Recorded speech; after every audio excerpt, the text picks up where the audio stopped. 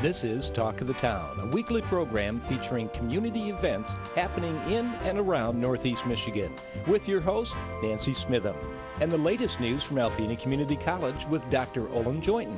And now, today's Talk of the Town. Good morning and welcome to Talk of the Town. I'm Nancy Smithem. My first guest today is Amanda Dozier from Besser Museum for Northeast Michigan. Hi, Amanda. Hi, how you doing? I'm doing great, and I know it's been a busy summer season for you. Now you're winding into fall, That's so right. What's going to be going on? Summer was amazing. I don't know if we're ever going to top it. We had such an outpour of people from everywhere. We had Canada and Europe. I mean, a lot of it is the draws, the Fossil Park. So building on that, we're actually going to take our Fall Harvest Festival that we do every year, yes, and we're turning it into our Fall Harvest Fossil Fest. Ooh. For the first time ever, it will be free admission. Wow. That's right. We're very, very excited. It was sponsored by Specification Stone and Lafarge. They made it possible to have the free admission to come on in, so it'll be a totally free day. We're going to combine not only ancient Alpena with the Fossil Fest, but then of course the old-fashioned Alpena as well, because we can't take away the old-fashioned side of it. We're going to have Paleo Joe there. He's going to be doing a demonstration and meet and greet and digging in the fossil park and helping people identify the fossils. We're also going to do quarry tours out at Lafarge. We contacted the Alpena Alpena Public Schools busing, and they're going to take buses out to the quarry. I've always wanted to go to the quarry. And it's going to be so cool, because I think if anything's charged, I do believe it'll be that. It'll be like $2 to get on this bus and go out to Lafarge, and then they'll bring you right back to the museum, and you can continue the festivities. It's going to be we're really excited about it. It's because we also have some major universities around Michigan that are going to come and set up some booths and talk about rock and mineral clubs that they have there, careers in that type of field for the younger generation that want to come in and learn about, we're really into this, but how do we get a degree, or where do we go from here? So we're going to have those colleges there as well. We're going to have, of course, our corn fiddle making and our doll making and our net mending, and lots of demonstrations, lots of great information on the natural areas that you can go and hike here yourself. That's one thing with the economy and people not wanting staycations, I guess is what we call them, and doing things with your family and stuff around the area. We're going to have lots of information on the sinkholes and a few other of the parks that have been recently dedicated and that type of stuff in the area. So that's going to be really great too. And food and refreshments? Food and refreshments. We're going to have Food for a Cause wagon this year. They're going to come on in, set up their wagon, and then of course all the proceeds will benefit us, which is really great, because I think this is going to be one of the most phenomenal fall harvest fossil fests we've ever had. And what's the date? The date is October 6th, Saturday, October 6th from 12 to 4. It's always the first Saturday in October. We keep that date consistent, so just in case people don't remember the date, they always remember it's the first Saturday. Again, admission free. We can't stress that enough. We're so excited about it. We're also going to be doing, instead of a pie contest this year, we opened it up to fall desserts, like fall flavored desserts. So say if you want crisp. Exactly. It's the crisps, the puddings, the apple sauces, any type of fall harvest type of dessert you can think about making. Again, that's sponsored by Neiman's this year with prize money. The judges will be from Neiman's, so you'll just have to bring in your dish. And we got all the rules at the museum, so just give us a call. We can send you rules, that type of stuff. You'll see it, of course, advertised all around. But we're excited about it, because we love our pie, but we're really excited about the puddings and the crisps and all that other fun stuff that comes along with it. So we're excited about that. And we're also right in the midst of our juried art exhibition right now. We had 19 more artists this year than we did last year. We had 119 flat pieces and probably 12 3D pieces. Irv Lewandowski was our juror this year, and juried it down, and we've been told that it is the best show we've had yet. The caliber of artists were just amazing this year. I am so glad I didn't have that job, because I don't know if I could have picked. I wanted them all. Great stuff. So we did have 3 top prize winners and then 8 honorable mentions. Very so good. It was quite a show, and we'll say that first place went to Ann Gildner, and second place went to Chris Wozniak, and third place went to Tane Weitzel from so we have a great combination of mediums. We had a metal art, which was what Ann Gildner did. Chris Wozniak, of course, did his realistic. He's amazing. Acrylic, and then we had photography for third. So it was a great combination of all the different mediums. So that's going on all the way until November. So please Get stop in and see us. it. Yeah, you have to. It really just brings to light the talent in our community. That's exactly what I was trying to say. I mean, we have 15 surrounding counties. We had them as far as Houghton Lake and St. Ignace, and you're just jaw-dropping. Like, you know, I go to the Detroit Institute of Arts for Fine Art. What am I thinking? It's right here in my backyard. It's amazing. So, okay, that's great news. Planetarium show is still Einstein, which is, it kind of tells a little bit about what Einstein did for, you know, space and the science discoveries. And then, of course, the constellations that you can currently see in the sky, which is always fun because you get a map and then look up and go, hey, there's where everything is. So when you're sitting at home, you can remember. That's exactly right. Of course, John Heath does a wonderful job with our planetarium. So, yeah, it's excellent. I'm trying to think about, we do have a volunteer luncheon on October 10th. It's Wednesday, October 10th at noon. If you're interested in volunteering or you are a volunteer of the museum, come on in. It's at noon. We're going to do a special presentation with Betsy Willis. She's going to talk about how she did animal rehab and taxidermy and kind of what kept her in the field. She's a wonderful speaker. She is, and talented. Let me tell you, not only does she paint, she does all the taxidermy. She's got a great brain, so we're very excited to have her volunteer to speak at our volunteer luncheon. So. And now that school started, you'll be having school groups coming in again for different events? Oh yes. We actually, this is like one of our favorite times of year because not only do we have them coming in now, they'll do a lot of their American history, Michigan history. Third grade is Michigan history. And fourth grade gets a little bit more into, I was told, like constitutional stuff. So we're going to have both. We do have teaching kits. This is for all the teachers out there. Yes, and remember homeschool that. and so on and so forth. We've got 76 teaching kits that you can come right in, check out, go through the materials. They're hands-on. They're amazing. They're all put together by AMA ESD, so they're right onto the benchmarks. And we encourage anybody to come in and check them out. Oh, yes, so, yeah, most definitely. great stuff. And then, of course, Christmas will come and we'll have all these wonderful... Seasons of Lights. Yeah, I'm sure you're working on that even as we speak. We are, and it is a little bit of a secret right now. Okay. We're hoping to do something fun. The next time we meet, I'll have some more details for you on that, but it's going to be quite exciting, I think, this year. Cool. So 356... 2202. 2202. Thank goodness summer's on. So call for any of the information yes, please. on there. And if you're interested in volunteering, come to the volunteer luncheon. There's so many different things you can do for volunteer. You don't have to be a docent. You don't have to work in the store. There's so many different things that you can do. Yes. And your great gift shop. Yes. Oh, our brand new extended gift shop. I certainly love it. It's doing phenomenal. We're getting wonderful products in from all over Michigan. A lot of it has to do with our exhibit, so you can bring home that little token of the exhibit without taking the exhibit home, or at least trying to anyway. And again, with the fossil park, it's all you can find. The fossils you find, you get to keep. And if what a better souvenir than that, get a 350 million year old trilobite from our and Fall Harvest and Fossil. Fall Harvest Fossil Fest, October 6th, 12 to 4, free admission. I have to stress that, first year ever. We're very excited to do this. We can't wait. We thank Specification Stone and Lafarge up and down for giving us the opportunity to be able to allow this to be admission free. And then, of course, Lafarge for letting us do the quarry tours out there. Yes, that'll be so much fun. Well, this is going to be great, so we're very excited. Okay, thanks for being here. I look forward to talking to you again soon. Right. Thank you. I'll be right back with Mike Wilson from Habitat for Humanity following these messages. Hi, welcome back. My last guest today is Tane Casserley, and he is a marine archaeologist for Thunder Bay National Marine Sanctuary. Hi, Tane. Hi, Nancy. How are you? Good. And when you first started, I thought, that's what I want to be when I grow up. I want to be marine archaeologist. I bet you have the most wonderful job and get to do so many wonderful things. Yeah, we're very lucky to work with the sanctuaries. We get to see the shipwrecks, the biology, the bottom. It's pretty cool. Now, you just came back from a special assignment in South Carolina. Yeah, actually North Carolina. North Carolina. Yeah, we were doing the Battle of the Atlantic project. So it's studying the German U-boats attacks against Allied shipping in World War II on the Eastern Seaboard. So what did you see and what did you find out? Well, we dove on a variety of shipwrecks from World War II, mainly 1942, 1943, but German U-boats that went down. They're the hunter-killers out there shooting Allied, American, or British vessels. We dove on those to document, to remind the U.S. Population about what occurred, 70 years ago. So was there a documentary being made about it, or? There've been a couple, but what it is really just a bigger study about the history of World War II on the Eastern Seaboard and the Outer Banks of North Carolina. Wow. And how deep of water were you diving in? Anywhere between about 70 to about 130 feet of water. Wow. They're depths just like here in Thunder Bay, where people can go out and dive these shipwrecks. We want people to go out there and explore their history.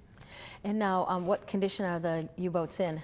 Well, it's much different than here in the lakes, where we've got pristine shipwrecks because of the cold water. Cold water. So it's salt water, and they are corroding a bit, but they're still in really good shape. And really, the only place in the U.S. waters to see these enemy vessels. Wow. Wonderful. So tell me about NOAA, Thunder Bay Marine Sanctuary in Alpena, Michigan. What research are you doing here? Oh, well, the research never stops here, of course.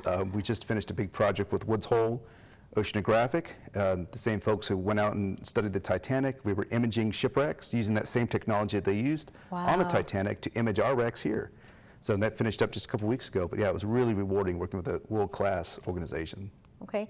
Well, you get to work with world-class organizations almost every day. Yeah. Well, again, we're very lucky just because of our pristine shipwrecks and the environment here in Alpena, the community and the shipwrecks. It begs for these folks to come in to study them. Okay. So what's next? Next, well, a lot of things we're going on is sort of our slower season, but that means preparing for next year. We want to bring in the latest technologies. We're talking about maybe sonar that you put onto the bottom on a little tripod and it scans the shipwrecks to create these really high definition, true life scaled images of the wrecks. So we're hoping to do things like that, of course. Okay. And I know that your the Marine class at the college is filling up with people, and I guess that's going really well. Yeah, in fact, I helped teach a portion of it, the archaeology section. We had 2 or 3 other instructors that were just world class, and these kids are learning how to dive here in Alpena, how to map a shipwreck, how to document it, how to think more broadly about the landscape we have here in Alpena with the shipwrecks and the history.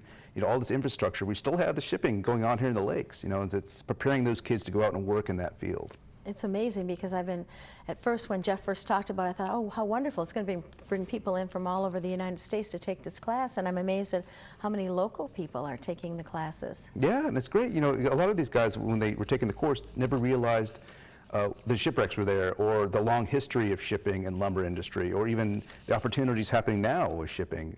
We even have a kid here from American Samoa taking the class. Really? Yeah, so we're bringing in locals and from outside. Okay. So tell me about some other research projects that you've done other places other than NOAA. Some really exciting ones we do is on the USS Monitor, which is the Civil War ironclad. We always go back and document that. That's America's first National Marine Sanctuary. We've done work in Alaska varying times because there's actually, believe it or not, there is no maritime archaeologist there. Wow. So they ask for our help, and NOAA graciously goes there. We've done work in the northwestern Hawaiian Islands recently. Wow. Working in old whaling shipwrecks and the Florida Keys on Spanish galleons. Ooh, so I know warm water has to be a little bit more fun, so where's your favorite place to dive? If you had a place to go, where would you go diving? I'd say just in North Carolina where we just were, because the wrecks are a bit different there, but the water is about 75 degrees, so it's like diving in a bathtub.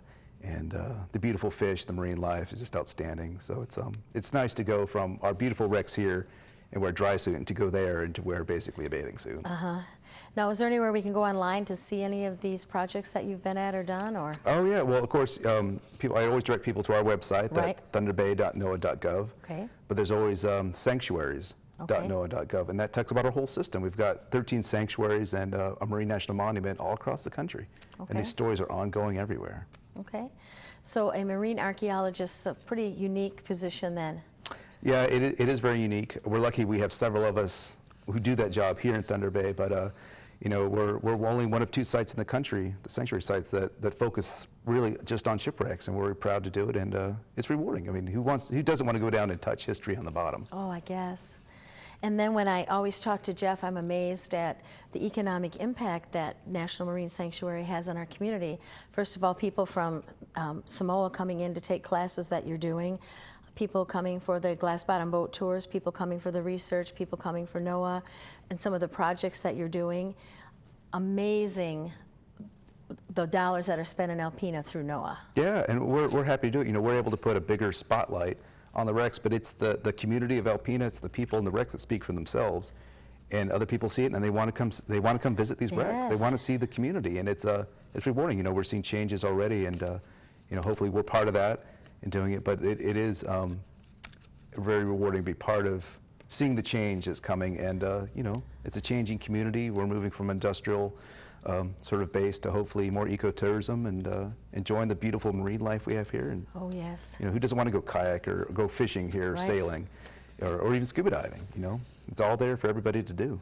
And there's still time for the glass bottom boat tours. Yep, that's going on for at least another month. Yes. It's very successful, and for people who don't necessarily want to get wet or submerged, it's the best way to see the shipwrecks.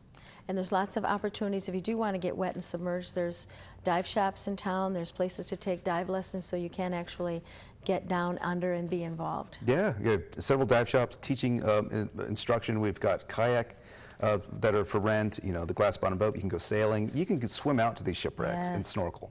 All sorts of opportunities, and some of them are free. Okay, and as we talked before we started taping, I didn't know this, but Project Ship Hunt was actually shown at the Cannes Film Festival. Yeah, it was. I believe it's part of the documentary side of the show there. But yeah, that documentary we did with Sony last year was so successful that now it's spreading all over the world, you know, highlighting Little Alpena. That's amazing. Yeah, I know it's been very good, and that was a great experience being part of the project.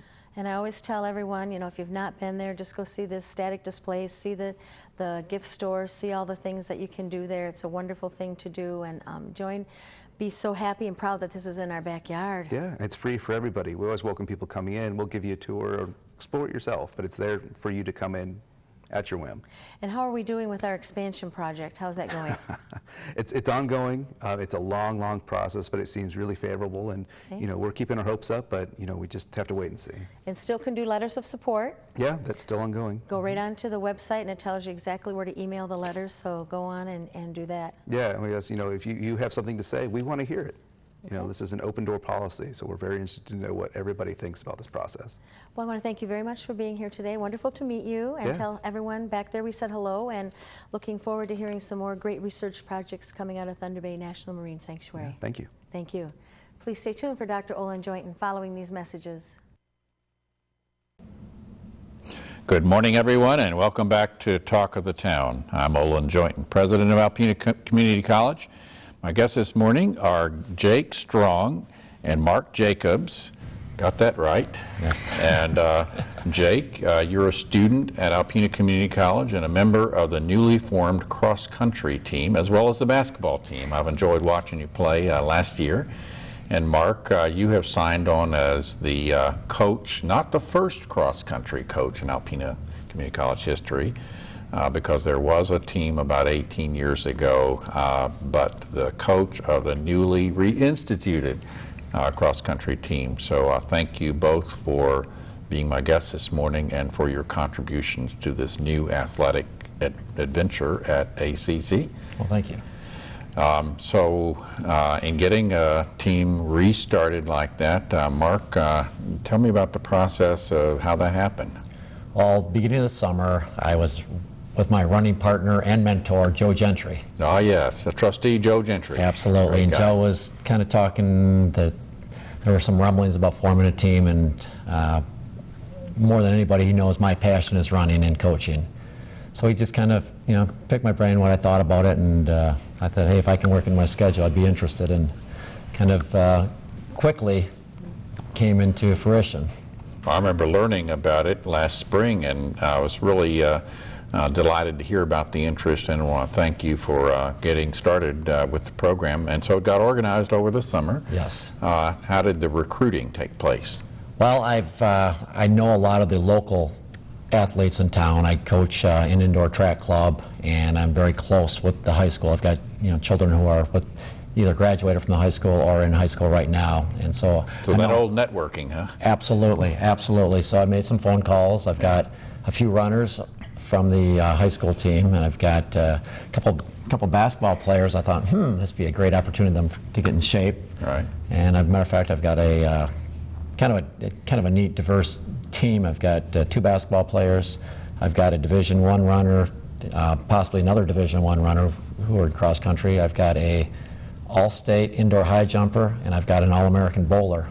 Wow, what a great combination. Great. I tell you what, I don't think I could find 8 better athletes or student athletes in the United States. Just great kids. Terrific. Well, Jake, what got you motivated to sign on? Well, I mean, obviously, it's a great way to cross-train for basketball, and that's kind of a lot of my motivation. But Coach got a hold of me at the beginning of the summer, talking to me about how, you know, we were forming a team at the college for cross-country, and you know, I never really gave cross-country much thought until he talked to me. But you know, the more I got thinking about it, it seemed like a really cool experience for me, and you know, a great way to get in shape for basketball too. That's good. Well, athletic director Frank McCourt always says we have student athletes, and student comes first. So let's talk about your path as a student at ACC. How did you get interested in coming to ACC? What are you majoring in, and what do you see for yourself afterwards? All right. Well, absolutely. Academics are crucial. I mean, a lot of kids don't realize that student comes before the athlete part. And I went to high school in Alpena, graduated 2011, played football and basketball there.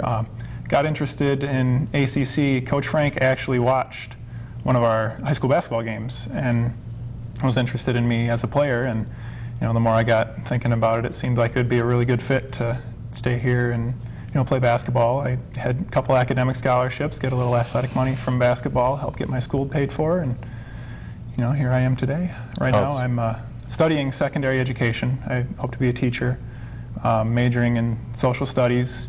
Haven't totally decided on a minor yet. Thinking maybe a social sciences, psychology perhaps, maybe even physics, because I know that's high demand right now. And that's where I'm at right now. That's great. Would you care to mention instructors of yours at ACC that have been particularly outstanding in your experience? All right. I always like to ask students. I had Mr. Sean Sexton for English last year. I really liked him. Just a cool guy, really interested in the kids and getting them excited about learning. He's great. Dr. Vysotsky, I had her for psychology last year, and she told me things about myself that I didn't even know. And she is in your one of your probable fields of specialization as a teacher, correct? Social sciences. So I really got a lot out of that. Ellen Egan I have for abnormal psychology right now, and I knew her previously, and she's a family friend and just a nice lady. I'm enjoying having her as an instructor right now too. That's good. Well, thank you. The people that you've mentioned are no surprise to me because they often come up when I ask students the same question. Well, coming back to you, Mark, what kinds of events are in a cross-country meet? What kind of activities are you going to be coaching? Okay, for the men's program, we do have a couple females on the team. So it's a mixed team then. Yes, it is, because we don't have a program for women, and I contacted the NJCCA, and they were allowed to run. So, that's great. But the typical meet is an 8K, which is 5 miles for the men, and then for women it's a 6K, which is just under 4 miles. And a lot of these invitationals of Michigan State has huge. I mean, we're going next Friday, and they've got Division I. We'll be running against the Michigans, the Michigan States. We'll be running against top teams in the Midwest. So, but basically, it's distance, and these guys have absolutely stepped up as far as distance running. That's terrific. Jake was excited to go out and run 9 miles, and I laughed at him. I said, "Could you imagine 2 months ago thinking about running 9 miles?" Not a chance. Very good. So they're doing a great job for me. What about the training program that you have to undergo for this, Jake? What's it like? Oh, it's definitely it'll get your attention for me. Absolutely. I'd never run like that before in my life. I mean, obviously, I've been an athlete forever, but nothing quite like this. It's been a whole new and exciting experience, just running and running for miles and miles and for extended periods of time. It's a different kind of sport, definitely. Good. Well, I know you lead by example, Mark, because I've seen you out there jogging around the town when I take my morning excursion. Correct. And good for you. Right, that's my passion right there. Very good. The meets for this year, as I understand it, will all be away from Alpena. Correct. In case anybody's traveling or would want to go to them, how could that person find out where and when? Well, they can either contact the college. We have 5 meets right now. We're leaving Friday morning for Big Rapids, my hometown, and we're running in the Ray Helson Invitational next Saturday, and then we go to Michigan State. We go to Kirkland, which is not too far away, and then we go to Muskegon Community College, and then we run regionals in Lansing. Very good. And I would guess the schedule of meets would be posted on the college website. Yes, and if not, it'll be also in the Alpena News. Very good. Okay. So people that could have an opportunity to get out there and support the team, that's what to do. Absolutely. Any future possibility of having some in later years here? Absolutely. That's the goal. I'm helping the high school program right now put together a new course. Besser was great enough to let us use some some land behind the Aplex, so we've got a course there, and we're doing some practice. Well, thank you, gentlemen, for not only being my guests this morning, but and more importantly, in enhancing the services of Alpena Community College to advance learning opportunities and the athletic ventures as well. Thank you very much. Our pleasure. Thank you. This has been Talk of the Town with Nancy Smithem and Dr. Olin Joynton. For a list of events taking place in Northeast Michigan, visit our website at wbkb11.com and click on Community. This has been a Thunder Bay Broadcasting Corporation production.